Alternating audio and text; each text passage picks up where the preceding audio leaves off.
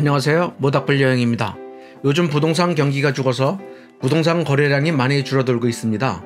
특히 시골의 농지 토지와 전원주택 거래량이 많이 침체되고 있습니다. 그래서 시골의 영농을 경영하는 분들이 나이가 들고 병이 나서 영농을 할 수가 없어서 농지 또는 주택을 팔아서 여생을 보내고 싶어도 시골 부동산 거래가 얼어붙어서 팔 수가 없습니다. 도시민이 농지를 사고 싶어도 경자유전, 즉 농사를 하지 않으면 토지를 소유할 수 없다는 정책 때문 LH 직원의 농지 투기 여파로 농지 취득 자격 증명원 발급 조건이 까다롭게 강화되었습니다. 농지 취득 자격 증명원을 발급받기 위해서는 농지위원회 심의를 받아야 합니다. 구입하고자 하는 농지가 있는 주소로 전입 신청을 하고 영농 계획을 자세히 소명하여야만 농지 취급 발급이 가능합니다. 여러 가지 이유로 농출은 소멸되어 가고 있습니다. 또한 전원주택 거래도 잘 안되고 있죠. 제가 부동산 거래를 하면서 경험했던 내용을 가지고 이번에는 전원주택이 거래 안되는 이유에 대해서 같이 고민하여 보겠습니다. 조금은 주관적인 내용이 있을 수도 있고 마음에 안 드는 내용이 있더라도 이해 부탁 바랍니다.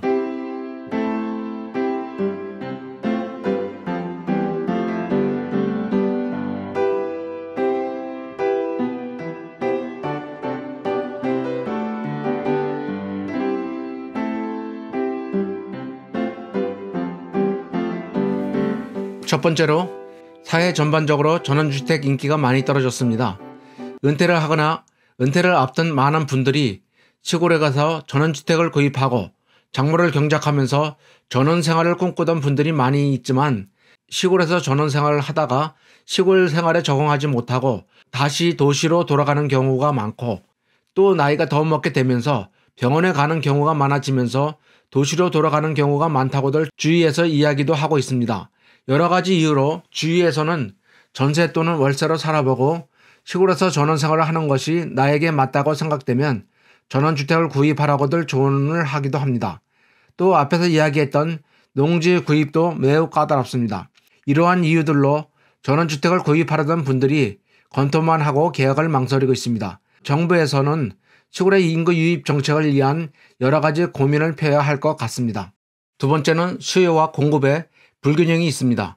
전원주택의 하락 즉 인기가 있던 시절에는 너도나도 전원주택을 매수하여 시골에 전원생활을 하다 보니 건축업자들이 신축을 건축하자마자 매매를 할 수가 있었습니다. 그렇지만 요즘은 건축 자재값이 많이 인상되어 신축 건축 가격이 많이 오르기도 하였고 건축업자들이 신축하여 매매를 하려고 해도 신축한 주택이 너무 많아서 잘 팔리지가 않는 것 같습니다. 또 전원주택이 인기 있던 시절에 신축이나 매매로 샀던 전원주택들이 어떤 이유였던지 다시 시장에 매매로 물건이 많이 나오고 있습니다. 지금에는 수요보다는 공급이 많은 시기입니다. 세 번째는 너무 비싼 가격에 걸맞는 퀄리티가 안 되기 때문입니다. 신축 가격은 건축 자재값이 너무 많이 올랐고 또 구옥 경우에도 매도자가 시장 가격과는 너무 높은 가격으로 팔려고 하는 경우가 있습니다. 한마디로 비싸기만 하다는 것입니다. 여러 이유들이 있겠지만은 가장 핵심적인 이유는 비싼 가격에 내놓았다면 거기에 맞는 퀄리티가 되어야 하는데 현실이 그러하지 못하니 팔리지 않는 것입니다. 아무리 부동산 경기가 불황이 지속되는 시기라도 가성비 좋은 매물은 항상 빠르게 팔리는 법입니다. 가성비 좋은 부동산 매물들은 늘 수요자가 있어요. 사려는 매수자가 생각하는 가격과 팔려는 매도자가 생각하는 가격에 차이가 많다 보니까 아예 쳐다보지 않는 경우가 많습니다. 시장에서 활성화된 지역이면 주택 가격이 프리미엄이 붙을 수 있지만 대부분 시골의 전원주택은 토지 가격, 건축 가격 등이 대부분이 알려져 있습니다. 내가 전원주택을 구입하고 살면서 얼마가 들어갔으니 이 가격은 반드시 받아야겠습니다 라고 말씀을 하시는 분들이 많이 있습니다. 시골의 경우에는 토지 가격, 건축 가격을 합한 정도의 가격이 형성되는 경우가 많은데 전원주택이라는 것이 주택을 건축하고 또 주변의 조경이라든가 많은 돈이 들어가는데 들어간 금액을 모두 합하고 그동안 본인이 전원주택을 건축할 때 공돌인 본인 인건비까지 붙여서 매도 금액으로 시장에 매매 금액을 내놓는 경우가 많은데 사려는 사람들은 조금이라도 비싸다고 생각하면 아예 쳐다보지가 않습니다. 네 번째로는 본인 취향의 특수성이 너무 큰 전원주택이거나 너무 덩치가 큰 전원주택을 팔려는 경우입니다. 처음 시골로 귀농귀촌할 때 전원주택을 새로이 건축하여 이사오는 경우가 많은데 멋있게 본인 취향대로 건축한 주택이 있습니다. 자재를 한국에는 없는 대부분 외국에서 수입하여 건축을 했거나 구조가 일반 주택과는 다른 구조이거나 이런 경우도 가끔 보게 되는데 본인이 살 때는 상관이 없지만 주택을 매매하려고 할 때는 팔기 어렵습니다. 또 주택 가격이 10억이 넘는 덩치 큰 주택이면 전원주택을 살만한 사람이 별로 없습니다. 또 제가 주로 보았던 충청도 지역이라면 약 2억 내지 2억 5천 정도의 집을 선호하는 것 같습니다. 물론 경기도 양평 지역 등은 4억 정도에도 거래가 되는 것 같아요. 본인 취향의 특성을 가진 주택이나 덩치가 큰 전원주택을 매매하기는 어렵습니다. 5번째, 너무 외진 곳에 있거나 노후된 주택입니다. 시골에 가면 건축한 지 오래된 주택이거나 관리가 안 되어 노후된 집이 많은데 큰맘 먹고 리모델링 하지 않으면 안전상의 문제이든지 살기에 삶의 질이 떨어질 수 있습니다. 이곳 저곳을 고치려 해도 배보다 배꼽이 더 큰 경우가 많겠죠. 혹시 아주 싸게 나온 물건이라면 몰라도 또 리모델링하기 쉬운 건축 분야에 종사하는 분이 아니라면 추천하지 않습니다.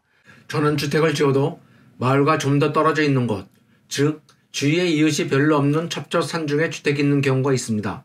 간혹 나는 자연이다 노망을 실현하는 분들, 나홀로 전원주택인 경우가 꽤 많습니다. 집을 건축하고서 살 때는 만족할지 몰라도 부동산 매매로 접근하는 경우에는 그야말로 쉽게 안 팔립니다. 그런 매물은 오래 걸릴 수 있어요.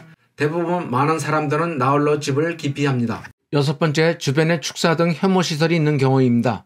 대표적인 것이 축사가 있습니다. 축사, 종교시설, 공원, 묘연 등이 있는지 확인이 필요합니다.